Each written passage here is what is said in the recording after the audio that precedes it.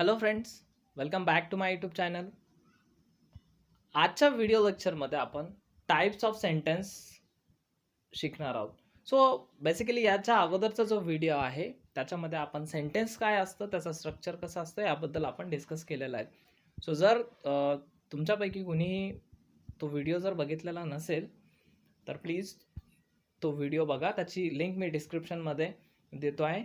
तुम्हाला तो इझिली मिळेल आणि तो व्हिडिओ एकदा पूर्णच्या पूर्ण बघा. आणि जर तुम्ही माझ्या चॅनलवरती नवीन आहात तर माझं चॅनल सबस्क्राईब करायला विसरू नका आणि साईडला जी बेल आयकॉन आहे ती पण प्रेस करा, जेणेकरून तुम्हाला लेटेस्ट ज्या अपडेट्स आहेत त्या तुम्हाला मिळत राहतील आणि आपला जो इंग्लिश लर्निंगचा जो प्रवास आहे तो चालू राहील.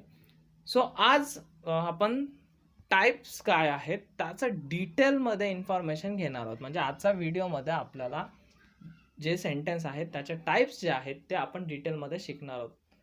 So let start. आजच्या व्हिडिओमध्ये आपण पहिलं काय काय शिकणार आहोत त्याबद्दल एकदा रिव्ह्यू घेऊ आपण. असरेटिव्ह सेंटेन्स आहेत, इम्पेरेटिव्ह सेंटेन्स आहेत, एक्सक्लामेटरी सेंटेन्स आहे, इंटरगेटिव्ह सेंटेन्स आहे. या 4 टाईप्स आपण शिकणार आहोत. त्यानंतर त्याच्या डेफिनेशन्स, त्यानंतर काही टिप्स आहेत कशा पद्धतीने आपण हे जे टाईप्स ऑफ सेंटेन्स आहे ते कसं ओळखू शकतो. आता टिप्स मी इथं म्हणजे रूल्स काय यूज करत नाही, तर रूल्स म्हटलं की आपल्याला थोडंसं बर्डन आल्यासारखं वाटतं, त्यापेक्षा आपण याला टिप्स म्हणूया. सो या टिप्स मी तुम्हाला सांगणार आहे की नेमकं सेंटेन्स टाईप्स कसं ओळखायचं त्याबद्दल. आणि काही एक्झाम्पल्स आहेत, प्रत्येक टाईप्सचे जे एक्झाम्पल्स आहेत ते मी इथं दिलेले आहेत. सो या पद्धतीने आपण व्हिडिओ लेक्चरमध्ये आपण हे शिकणार आहोत. सो आपण सुरुवात करूया. पहिला जो टाईप आहे तो आहे असर्टिव्ह सेंटेन्स, ज्याला आपण मराठीमध्ये काय म्हणतोय तर विधानार्थी वाक्य. Okay, assertive sentence. आतापर्यंत मी जे काही तुम्हाला बोलत होतो, मी तुम्हाला जे काही सांगत होतो, एक साधे साधे स्टेटमेंट आहे. जसं की आपण वाक्य शिकत आहोत, हे काय साधं स्टेटमेंट आहे माझं, एक विधान आहे माझं. तर विधानार्थी जे वाक्य आहेत ते काय असतात त्याची डेफिनेशन आपण अगोदर समजून घेऊ आणि नंतर पुढे आपण कंटिन्यू करू. सो डेफिनेशन काय आहे असर्टिव्ह सेंटेन्सची? A sentence that makes statement or assertion. Okay, a sentence that makes statement or assertion is known as assertive sentence. Okay, so याला काय म्हणणार आहोत आपण? Assertive sentence. आता याचा अर्थ काय आहे?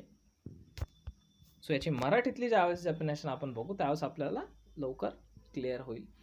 ज्या वाक्यामध्ये सामान्य विधान केलेले असते त्याला असर्टिव्ह सेंटेन्स असे म्हणतात.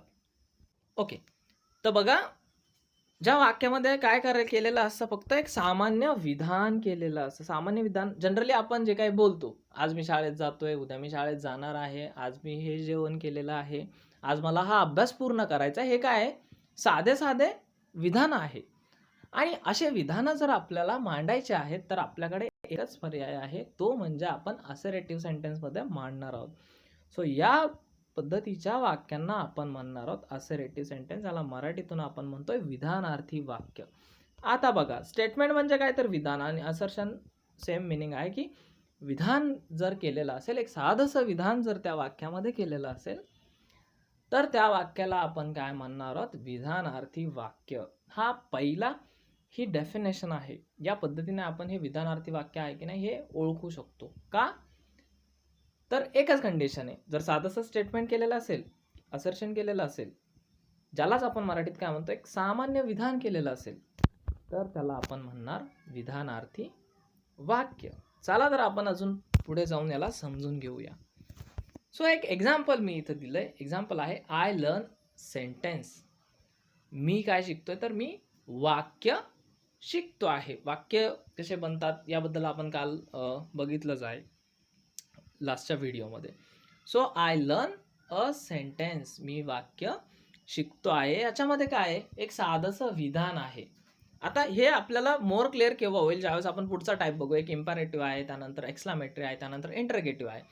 तर याच्यामध्ये फक्त साधं विधान असतं. इम्पॅरेटिव्हमध्ये गेलं तर तुम्हाला कुणीतरी ऑर्डर देतंय, एक्सक्लामेटरी गेलं तर तुमच्या सडन फिलिंग्स ज्या आहेत, त्या रिॲक्शन्स ज्या आहेत त्या तुम्ही एक्सप्रेस करताय, आणि इंट्रागेटिव्हमध्ये गेलं तर तुम्ही सरळ सरळ समोरच्याला प्रश्न विचारतायत, तर ते अजून क्लिअर होईल. सो हे काय आहे, एक साधंसं विधान आहे. आता कसं ओळखायचं, काय टिप्स आहेत, ज्याला आपण रूल्स पण म्हणू शकतो. ठीक आहे, असर्टिव्ह सेंटेन्स ओळखण्याचे काय रूल्स आहेत. पहिला जो आहे, पहिली टिप जी आहे ती आहे, विधानार्थी वाक्याची सुरुवात ही कर्त्याने होते. बघा, खूप महत्वाचं आहे. पहिला काय टिप आहे आपली, विधानार्थी वाक्याची सुरुवात कर्त्याने होते. बघा, ह्या वाक्याची सुरुवात कशाने झाली, आय, आणि आपण अगोदरच बघितलंय सब्जेक्ट काय आहेत, I, we, you, they, he, she, it, name और रिलेशन. बरोबर आहे की नाही. सो आय हा आहे सब्जेक्ट, म्हणजे या वाक्याची सुरुवात कशाने झाले, कर्त्याने झालेली आहे. दुसरं जे आहे, विधानार्थी वाक्याचा शेवट पूर्ण विरामाने होतो. बघा, इथं मी काय केलं, वाक्य एंड करताना एक फुल स्टॉप दिलेला आहे. तर हे जे काही विधानार्थी वाक्य आहे त्याचा जो शेवट आहे तो पूर्ण विरामाने होतो. जर तुम्ही एखादा सेंटेन्स बघितलं आणि त्याच्या सुरुवातीला सब्जेक्ट आहे आणि शेवटला फुल स्टॉप आहे, तर समजून घ्यायचं तो कोणता आहे. खूप सिंपल, असर्टिव्ह सेंटेन्स आहे. ओके, सो पुढे जाऊया. पुढे काय आहे, विधानार्थी वाक्य अफर्मेटिव्ह अँड निगेटिव्ह अशा दोन्ही रूपात असू शकते. आता हा एक काय आहे बाबा, अफर्मेटिव्ह म्हणजे काय, निगेटिव्ह म्हणजे काय, हे आपल्याला पहिलं समजलं पाहिजे. त्यानंतर आपण बघू की विधानार्थी वाक्य अशा दोन्ही रूपात कसं असू शकतं. पहिलं बघा, अफर्मेटिव्ह ज्याला आपण म्हणतोय होकारार्थी. ओके, अफर्मेटिव्हला काय म्हणतो आपण, होकारार्थी. ज्याच्यामध्ये नकार नाहीये त्याला आपण काय म्हणतोय, होकारार्थी. ज्याच्यामध्ये निगेटिव्ह वर्ड नाहीये, जसं की नो नाहीये, नॉट नाहीये, डोंट नाहीये, या टाईपचे नकारार्थी शब्द ज्या वाक्यामध्ये नसतात ते वाक्य काय असतात, होकारार्थी वाक्य असतात. जसं की एक एक्झाम्पल बघा, रेखा लाईक्स रीडिंग. रेखाला वाचायला आवडतं. ओके, हे झालं होकारार्थी वाक्य. याच्यामध्ये नॉट नाही आहे, निगेटिव्ह वर्ड नाही आहे, म्हणजेच होकारार्थी वाक्य आहे. बघा, अजून एक याच्या पुढे जर तुम्हाला आता क्लिअर होईल. निगेटिव्ह म्हणजे काय, नकारार्थी वाक्य. ज्या वाक्यामध्ये निगेटिव्ह वर्ड्स असतात, जसं की नो आहे, नॉट आहे, डोंट आहे, डिडंट आहे, अशा पद्धतीचे जे वर्ड्स असतात ते निगेटिव्ह वर्ड्स असतात. आणि ते वर्ड्स जर वाक्यामध्ये आले तर ते वाक्य जे असतं ते असतं निगेटिव्ह वाक्य. आता बघा, हेच वरचं जे वाक्य आहे, पहिलं होकारार्थी होतं, आता मी बघा त्याला नकारार्थी केले. रेखा डज नॉट लाईक रीडिंग. रेखाला वाचायला आवडत नाही. पहिलं काय होतं, रेखाला वाचायला आवडतं, ते होतं होकारार्थी. त्याच्यामध्ये होतं एक पॉझिटिव्ह गोष्ट की नाही, तिला बाबा वाचायला खूप आवडतं. पण आता बघा, इथं काय झालंय, रेखा डज नॉट लाईक रीडिंग. रेखाला वाचायला आवडत नाही. बघा, नाही आलंय म्हणजे काय, नकार आहे, म्हणजेच नकारार्थी हे वाक्य आहे. सो आय होप तुमचं होकारार्थी आणि नकारार्थीचं जे कन्सेप्ट आहे ती आता क्लिअर झालेली असेल, कारण की याच्या पुढे पण आपण एक दोन सेंटेन्समध्ये होकारार्थी आणि नकारार्थी बद्दल चर्चा करणार आहोत. सो हे होतं एकंदरीत असर्टिव्ह सेंटेन्स. काय आहे definition, a sentence that makes statements or assertion is non as assertive sentence. ज्याची मराठीतून काय, की ज्या वाक्यामध्ये सामान्य विधान केलेले असते त्यालाच आपण असर्टिव्ह सेंटेन्स, ज्याला आपण विधानार्थी वाक्य असे म्हणणार आहोत. आणि विधानार्थी वाक्याची सुरुवात कर्त्याने होते, शेवट फुल स्टॉपने होते, आणि ते होकारार्थी आणि नकारार्थी अशा दोन्ही रूपात असू शकतं. पुढे बघा, आपण बघतोय त्याचे काही एक्झाम्पल्स, जसं की आय लर्न इंग्लिश, मी इंग्लिश शिकतो. आय स्पीक हिंदी, मी हिंदी बोलतो. ही प्लेज क्रिकेट, तो क्रिकेट खेळतो. शी इट्स मँगोज, ती आंबा खाते. दे ब्रिंग्स ॲपल्स, त्यांनी सफरचंद आणलेत. वी परचेस बुक्स, आम्ही पुस्तक विकत घेतो. आता हे जे सेंटेन्सेस आहेत बघा, याच्यामध्ये फक्त साधे साधे विधान केलेले आहेत. कुणाला प्रश्न नाही विचारला, कुणाला ऑर्डर नाही दिलेली, काही सडन फिलिंग्स नाही एक्सप्रेस केलेलं आहे, म्हणून हे सगळेचे सगळे काय आहेत, विधानार्थी वाक्य आहे. आता पुढे बघा काय आहेत, I do not learn English, मी इंग्लिश शिकत नाही. I do not speak Hindi, मी हिंदी बोलत नाही. He does not play cricket, तो क्रिकेट खेळत नाही. She does not eats mangoes, ती आंबे खात नाही. They do not brings apples, त्यांनी ॲपल्स आणले नाहीत. We do not purchase books, आम्ही पुस्तकं विकत घेत नाहीये. आता बघा 2 वेगवेगळे कॉलम दिसतायत आणि तुमच्या लक्षात पण आलं असेल, पहिला जो कॉलम आहे त्याच्यामध्ये सगळ्याचे सगळे अफर्मेटिव्ह सेंटेन्स आहेत, जे काय आहेत, होकारार्थी वाक्य. आणि दुसरा जो कॉलम आहे तो कोणता आहे? करेक्ट आहे तुमचा आन्सर. तो जो कॉलम आहे तो आहे निगेटिव्ह सेंटेन्सचा कॉलम. सो हे होतं एकंदरीत आपल्याला असर्टिव्ह सेंटेन्स. असर्टिव्ह सेंटेन्स काय असतं, त्याचं डेफिनेशन काय आहे, काही टिप्स आपण बघितल्यात आणि हे शेवटला एक्झाम्पल्स आपण बघितल्यात. सो आय होप तुम्हाला असर्टिव्ह सेंटेन्स जे आहे ते समजलं असेल. ओके, सो आपण पुढे जाऊया. ओके, तर हे बघा, आपण पुढचा जो टाईप बघतोय तो कोणता आहे, तर इम्पॅरेटिव्ह सेंटेन्स, ज्याला आपण काय म्हणतोय, आज्ञार्थी वाक्य. आता आज्ञार्थी वाक्याची डेफिनेशन काय आहे? The sentence which is use to convey a command, a request or forbiddance is called as an imperative sentence. काय आहे डेफिनेशनमध्ये? बरेचशा वर्ड दिसतंय, कमांड दिसतंय, रिक्वेस्ट दिसते, फॉरबिडन्स दिसतंय, त्याला आपण काय म्हणणार? ओके, सो याला आपण एकदा मराठीमध्ये बघूया काय आहे त्याची डेफिनेशन. ज्या वाक्यामध्ये आज्ञा, विनंती, उपदेश, हुकूम, प्रार्थना इत्यादी भावना व्यक्त केलेल्या असतात, त्या वाक्याला आपण इम्पॅरेटिव्ह सेंटेन्स म्हणजेच आज्ञार्थी वाक्य असे म्हणतो. ओके, तो काय केलं आहे आपण? आता वर्ड्स वन बाय वन समजून घ्या. इथं काय केलेलं आहे? कमांड म्हणजे आज्ञा आपण एक्सप्रेस केलेले आहेत. रिक्वेस्ट म्हणजे काय, तर विनंती. उपदेश, फॉरबिडन ज्याला आपण काय म्हणतो की हुकूम असतो, किंवा मग प्रार्थना केलेली असते. ह्या सगळ्यांना आपण, ह्या भावना ज्यावेळेस आपण एखाद्या वाक्यामधनं व्यक्त करत असतो त्यावेळेस त्या वाक्याला आपण काय म्हणतो? आज्ञार्थी वाक्य. बघा, पहिलं तर आपण फक्त साधं स्टेटमेंट केलेलं होतं, ते असर्टिव्ह सेंटेन्स होतं. आता आपण साधं स्टेटमेंट करतोय का? नाहीये. एकतर आपण कुणाला तरी ऑर्डर देतोय, आज्ञा देतोय, नाहीतर आपण कुणाला तरी विनंती करतोय, रिक्वेस्ट करतोय, कुणाला तरी प्रार्थना करतोय. तर या सगळ्या गोष्टी ज्यावेळेस आपल्याला मांडायच्या असतात, आपल्याला कुणाला विनंती करायची तर आपण इम्पॅरेटिव्ह सेंटेन्स यूज करणार, आपल्याला कुणाला हुकूम द्यायचं तर आपण इम्पॅरेटिव्ह सेंटेन्स यूज करणार. बरोबर आहे की नाही? सो ह्या टाईपचं ही आहे त्याची डेफिनेशन. आय होप तुम्हाला डेफिनेशन क्लिअर झाली असेल. त्याचं एक एक्झाम्पल आहे कम इन. बघा, हे वाक्य आपण बराच वेळेस ऐकलं असेल. ज्यावेळेस आपण शाळेमध्ये होतो आणि आपण शाळेमध्ये वर्गामध्ये जाण्यासाठी ज्यावेळेस आपण रिक्वेस्ट करतो मॅडमला, किंवा त्यांच्याकडनं आपण परमिशन घेण्यासाठी ज्यावेळेस बोलतो तर आपण हे वाक्य बोलतो की मे आय कम इन मॅम. तर ते काय बोलतात आपल्याला? Yes, come in. तर ही कम इन काय आहे? त्यांची ऑर्डर आहे, त्यांनी आपल्याला दिलेली कमांड आहे की यस, तू काय करू शकतो? आतमध्ये येऊ शकतो. सो बघा, आता आपण इम्पॅरेटिव्ह सेंटेन्स कसं ओळखणार, त्याच्यासाठी ज्या टिप्स आहेत त्या काय आहेत? एकतर आज्ञार्थी वाक्याची जी सुरुवात आहे ती कशाने होते? मुख्य क्रियापदाने होते. मुख्य क्रियापद म्हणजे जसं की कम हे काय आहे? मुख्य क्रियापद आहे. त्यानंतर गो हे काय आहे? मुख्य क्रियापद आहे. ज्यावेळेस तुम्ही पार्ट्स ऑफ स्पीच शिकणार आहात, मी अपकमिंग व्हिडिओजमध्ये तुम्हाला पार्ट्स ऑफ स्पीच मध्ये वर्ब आपण खूप डिटेलमध्ये शिकणार आहोत. सो त्यावेळेस कळेल तुम्हाला की मुख्य क्रियापद काय असतं, सहाय्यकारी क्रियापद काय असतं, मॉडल ऑक्झिलरीज काय आहे. सो इथे आपण एवढं समजून घेऊ की आज्ञार्थी वाक्याची जी सुरुवात आहे ती होते मुख्य क्रियापदाने. आज्ञार्थी वाक्याचा शेवट पण कशाने होतोय? तर पूर्णविरामाने. याच्या अगोदर आपण बघितलंय. आता ही इथं थोडंसं लक्ष देण्याची गोष्ट आहे. आज्ञार्थी वाक्याचा जो कर्ता असतो, बघा, विधानार्थी वाक्याची सुरुवात कशाने होते? कर्त्याने. बट आज्ञार्थी वाक्याची सुरुवात मुख्य क्रियापदाने होते.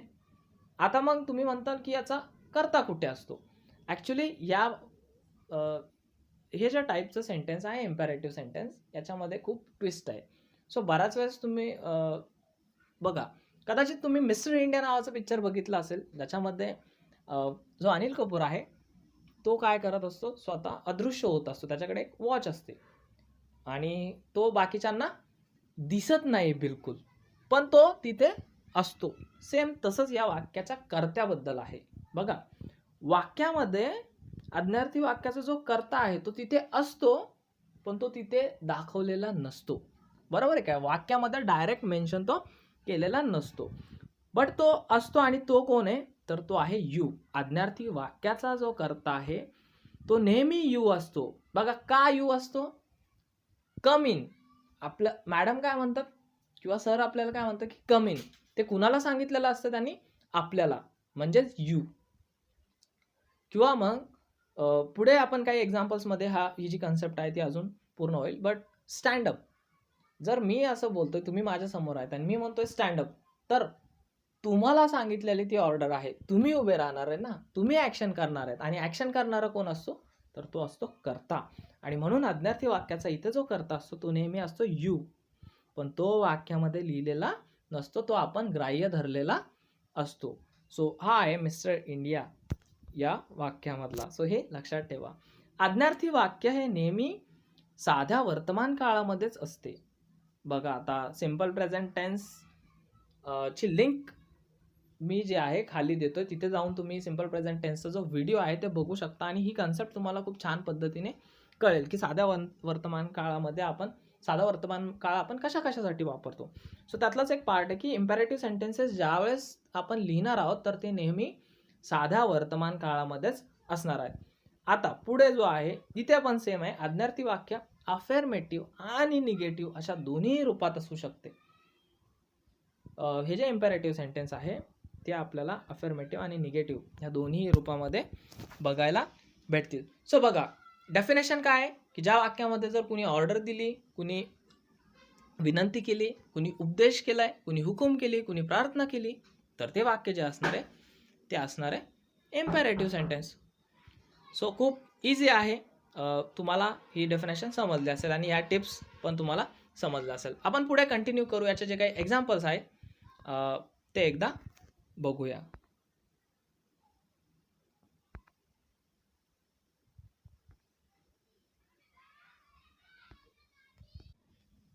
येस. सो बघा काय आहे एक्झाम्पल. स्टँडअप, याच्या अगोदरचं आपण बोललोय बघा याच्याबद्दल. स्टँडअप म्हणजे काय? उभा राहा. ही काय झाली आहे? ऑर्डर झाली. त्यानंतर हरी अप, लवकर लवकर आवर. आपण काय म्हणतो की चल लवकर, असं आपण नाही म्हणत का? तर इथे पण काय आहे, ही एक कमांड आहे आणि आपण असं जर म्हणलं प्लीज हरी अप, तर ही काय झाली? एक रिक्वेस्ट झाली. ओके. त्यानंतर कीप क्वाईट, शांत बस. आपण नेहमी असं म्हणतो की ए शांत बस, तर ही पण काय झाली? एक कमांड झाली, एक ऑर्डर झाली. गेट आउट, इथे जर आपल्याला कधी कधी राग आला तर आपण काय म्हणतो? चल गेट आउट, म्हणजेच बाहेर निघ इथून. सो ही पण एक ऑर्डर आहे. त्यानंतर टेक केअर, हा काय झाला? एक सल्ला झालाय की तू काय कर, आता काळजी घे. हा एक आपण सल्ला देतोय. सो याच्यामध्ये पुढचा जो एक्झाम्पल्स आहे, डोंट गो, बाहेर जाऊ नको. इथं एक सल्ला पण आहे. त्यानंतर डोंट हरी, खूप जास्त घाई करू नका. बघा आपण जर कुठेतरी बाईकवरनं बाहेर जात असताना आपल्या घरातला एखादा मेंबर, त्यावेळेस बऱ्याच वेळेस लोक काय म्हणतात की सावकाश जा. ही काय झाली? एक ॲडवाईस झालेली आहे. त्यानंतर डोंट स्पीक, बोलू नको. डोंट वरी, खूप जास्त आता तू काय करू नको, काळजी करू नको. आणि डोंट शाउट, ओरडू नको. सो हे दोन्ही टाईपचे जे एक्झाम्पल्स आहेत मी इथं मेन्शन केलेले आहेत. बघा पहिला जो होता तो होता अफर्मेटिव्ह, ज्याला आपण होकारार्थी म्हणतो.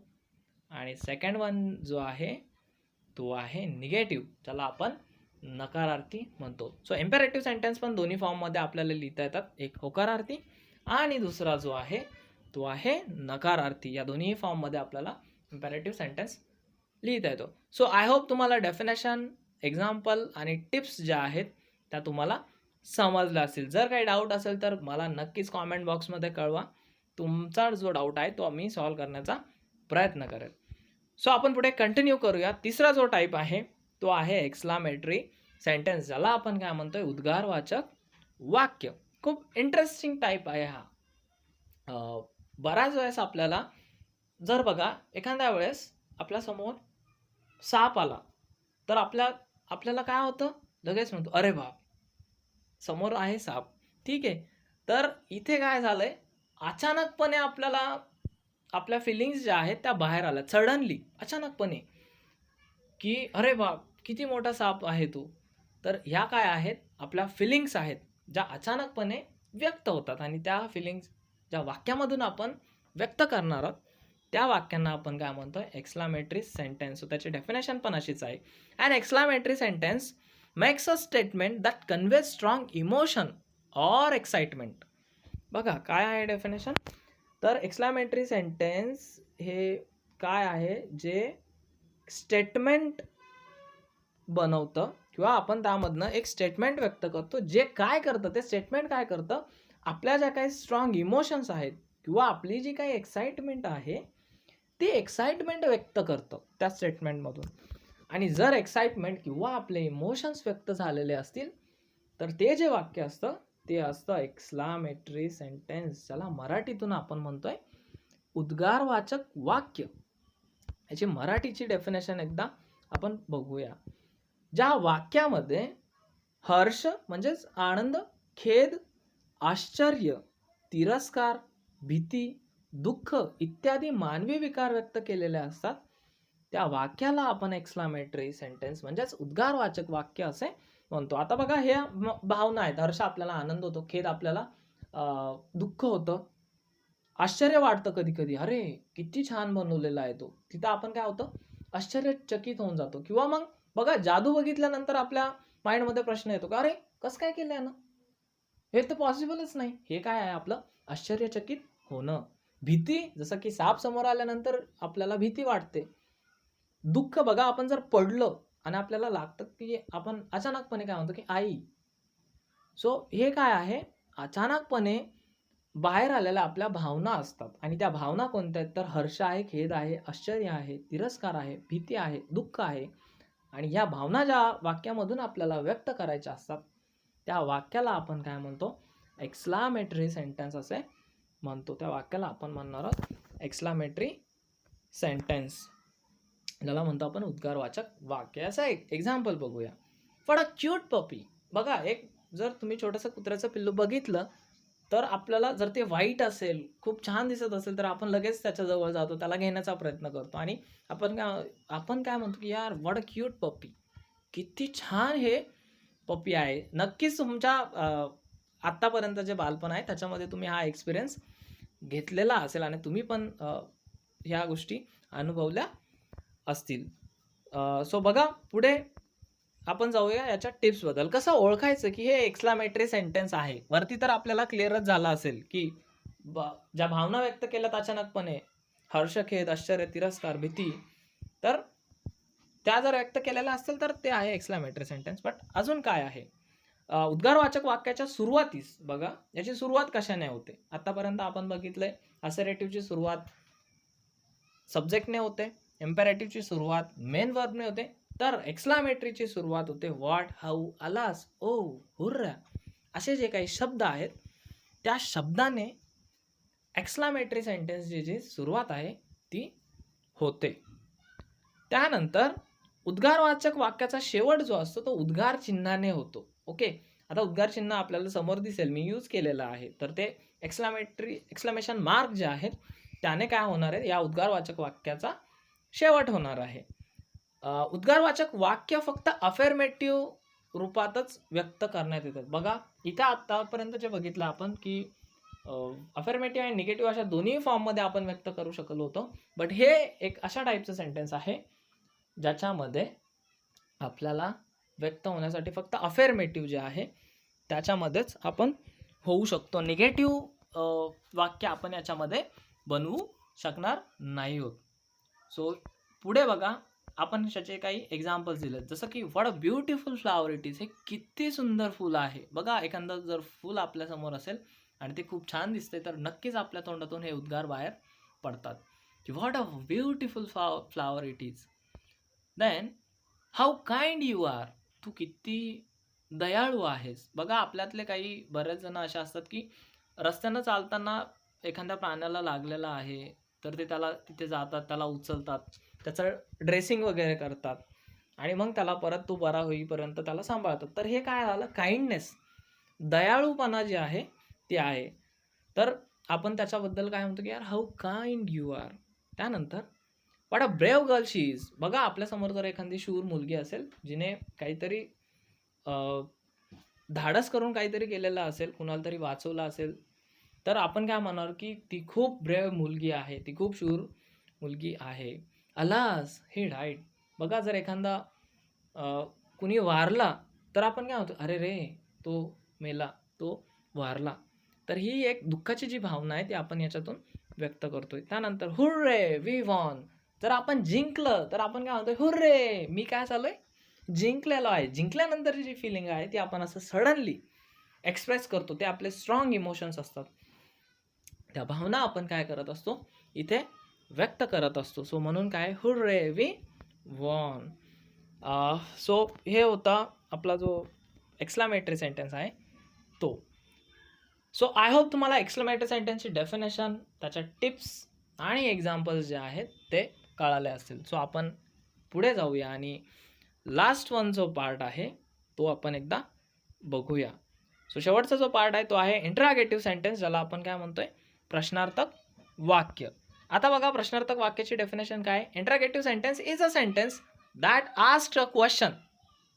ओके, इंटरॉगेटिव्ह सेंटेन्स हे काय, हे असं सेंटेन्स आहे जे आपल्याला काय करतंय, प्रश्न विचारता आहे. बघा तुम्ही बऱ्याच वेळेस समोरच्याला प्रश्न विचारता, कुठे गेला होतास, काय करत होतास, केव्हा येणार आहे, काय करणार आहेस, केव्हा जाणार आहेस.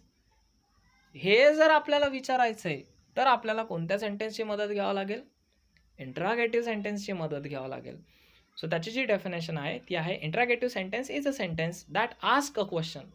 इंटरॉगेटिव्ह सेंटेन्स हे असं सेंटेन्स आहे जे काय करत आहे, प्रश्न विचारता आहे. मराठीत काय डेफिनेशन आहे, ज्या वाक्यामध्ये प्रश्न विचारलेला असतो त्या वाक्याला आपण काय म्हणतोय, इंटरॉगेटिव्ह सेंटेन्स असे म्हणतोय. खूप सिंपल आहे, प्रश्न विचारलाय म्हणजे इंटरॉगेटिव्ह सेंटेन्स आहे. त्याचं एक्झाम्पल बघा, व्हॉट इज युअर नेम. हा कॉमन क्वेश्चन आहे, आपल्याला लहानपणापासून विचारतात, व्हॉट इज युअर नेम. मग आपण काय करतो, आपलं नाव सांगतो. बट त्यांनी आपल्याला काय केलेला असतो, प्रश्न विचारलेला असतो. सो हे होतं डेफिनेशन. आणि हे आपण बघूया त्याच्या टिप्स. तर काय, प्रश्नार्थक वाक्याची जी सुरुवात आहे ती कशाने होते, एकतर हेल्पिंग वर्बने होते, नाहीतर WH वर्डने होते. ओके, याच्याबद्दल आपण खाली डिस्कस करणार आहोत. त्यानंतर प्रश्नार्थक वाक्याचा जो शेवट आहे तो कशाने होतोय, तर प्रश्नचिन्हाने होतो. आणि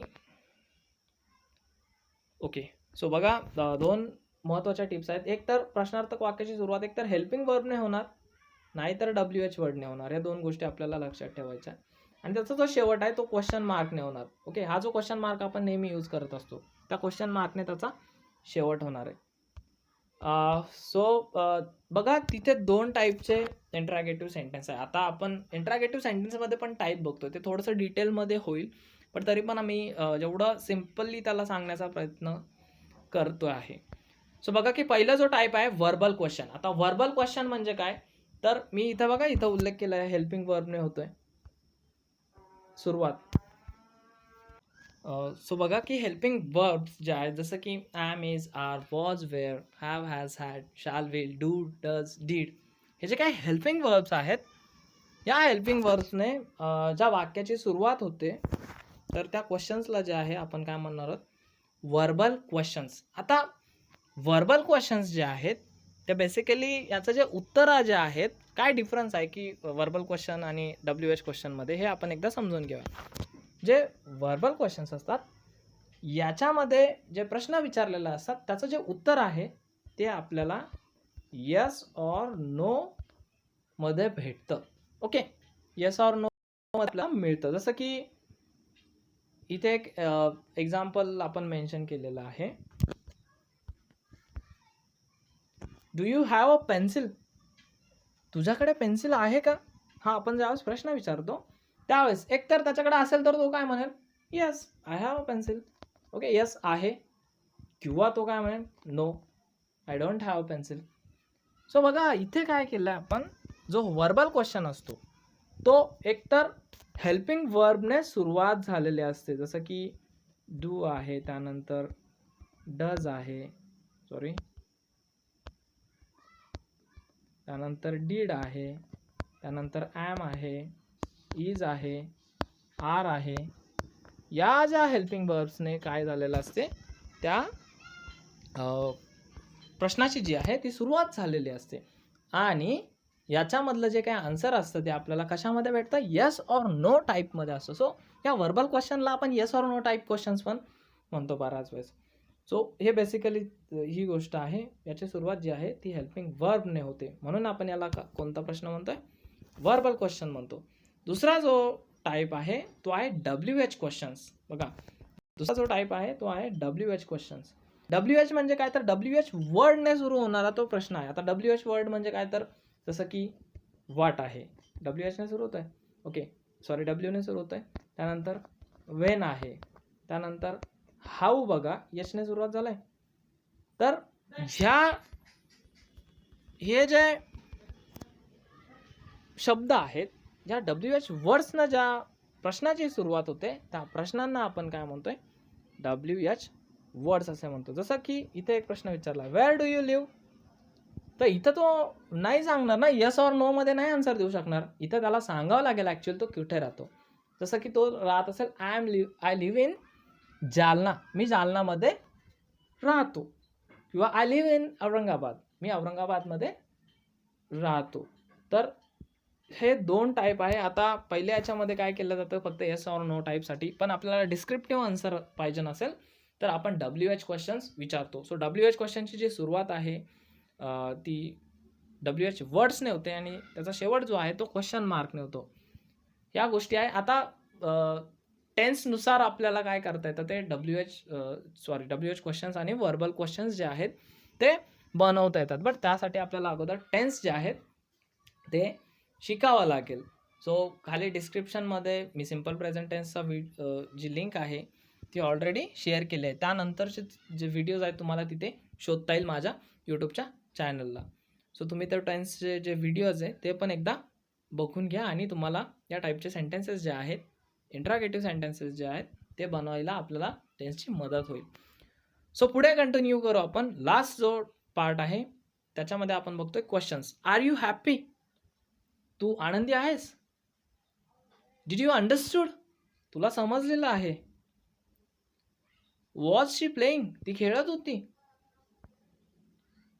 have you finish your lunch, तू तुझं दुपारचं जे जेवण आहे ते तू संपवलंय. May I come in sir, मी आत येऊ शकतो का सर. हा क्वेश्चन आपण विचारलेला, हा बेसिकली आपण बराच वेळेस विचारलेला असेल. हाऊ आर यू, तू कसा आहेस. व्हॉट इज युअर एज, तुझं वय काय आहे. हू इज ही, तो कोण आहे. व्हेन यू गो, तू केव्हा जाणार आहेस. वाय आर यू डुईंग दिस, तू हे का करत आहेस. हे काही क्वेश्चन्स मी इथं एक्झाम्पल्स दिलेले आहेत. सो हे आहेत इंट्रागेटिव्हचे एक्झाम्पल्स. बघा, क्वेश्चन विचारलेला आहे, तू आनंदी आहेस का, तुला समजलेलं आहे का, ती खेळत होती का, तू तुझं दुपारचं जेवण संपवलंय का, मी आत येऊ का सर. हे काय प्रश्न आहेत. जसं की तू कसा आहेस, तुझं वय काय आहे, तो कोण आहे, तू केव्हा जाणार, तू हे का करत आहेस. हे सगळेचे सगळे झाले प्रश्न. बट जर तुम्ही ऑब्झर्व केला असेल, जो पहिला जो कॉलम आहे त्याच्यामध्ये आर, डिड, वॉज, हॅव, मे हे आहेत हेल्पिंग वर्ब्स. म्हणून हे जे टाईपचे सेंटेन्सेस होते ते होतं वर्बल क्वेश्चन्स. आणि इकडे जर दिसते तुम्ही हाऊ आहे, व्हॉट आहे, हू आहे, वेन आहे, वाय आहे, ही सुरुवात कशाने झाली, WH वर्ड्सने झालेले. सो म्हणून हे काय आहेत, WH वर्ड्स क्वेश्चन आहेत. ओके, WH क्वेश्चन आहेत. सो बघा, आपण ह्या इंट्रागेटिव्ह टाईपच्या सुरुवातीला आपण त्याची डेफिनेशन बघितली, त्यानंतर एक्झाम्पल, टिप्स आणि हे एक्झाम्पल्स आपण बघितलेलं आहेत. सो आय होप तुम्हाला इंट्रागेटिव्ह जे टाईपचे सेंटेन्स आहेत ते पण कळालेलं आहेत. सो आपण पुढे कंटिन्यू करूया. आजच्या व्हिडिओमध्ये आपण काय शिकलो एकदा शॉर्टमध्ये समराईज करू. बघा, 4 टाईपचे सेंटेन्सेस आपण शिकलोय, असरेटिव्ह, इम्पेरेटिव्ह, एक्सक्लेमेटरी, इंट्रागेटिव्ह सेंटेन्स. त्याच्या डेफिनेशन बघितलेल्या आहेत. त्यानंतर आपल्या त्या कसं ओळखायचे, प्रत्येक सेंटेन्स कसं ओळखायचे याच्या टिप्स पण आपण बघितलेल्या आहेत. आणि एक्झाम्पल्स जे आहेत ते पण आपण बघितले, अफर्मेटिव्ह, निगेटिव्ह, त्यानंतर वर्बल आणि WH क्वेश्चन्स, ह्या टाईपचे सगळेचे सगळे सेंटेन्सचे एक्झाम्पल्स आपण काय केलेलं आहे, बघितलेलं आहे. सो हा होता एकंदरीत त्यांचा टाईपचा व्हिडिओ, सेंटेन्सच्या टाईप्सचा व्हिडिओ. आय होप तुम्हाला सगळ्याचे सगळे टाईप्स समजले असेल आणि तुम्ही हा व्हिडिओ शेवटपर्यंत बघितला त्याबद्दल तुम्हा सर्वांचे धन्यवाद. आणि परत एकदा रिमाइंड करतो, जर तुम्ही माझं यूट्यूब चॅनल सबस्क्राईब केलं नसेल तर प्लीज त्याला सबस्क्राईब करा आणि बेल आयकॉन पण प्रेस करा, जेणेकरून तुम्हाला लेटेस्ट अपडेट्स मिळतील. थँक्यू.